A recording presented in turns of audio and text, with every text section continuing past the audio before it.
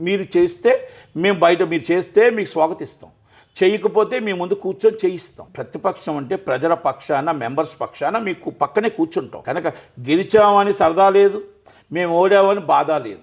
మేము ఓడినందుకు ప్రజల పక్షాన మీ ముందు కూర్చుంటాం, మీరు గెలిచినందుకు లాన్ సీట్లో కూర్చుంటారు.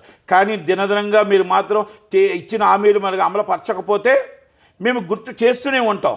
లోనకు నన్ను అలౌ చేస్తే మైక్ ద్వారా చెప్తాను, లోన చెప్పకపోతే బయట మైక్ ద్వారా చెప్తాను. ఇది ప్రజలందరికీ తెలియడానికి చెప్తాను. అదే లోన చెప్తే మీ అందరికీ తెలియడానికి నేను చెప్తాను. కనుక ఏదైనా చెప్పడమే, న్యాయం చేయాల్సిందే.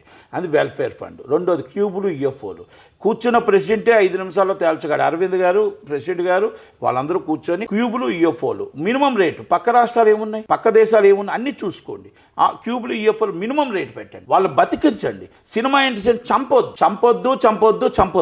చంపొద్దు అని ఆయన ప్రెసిడెంట్ చేశారు కదా, ఆయనకే బుద్ధుబండై నుంచి ఉంది. ఈ responsibility and Suresh Babu, responsibility అంటే అరవింద్ గారు.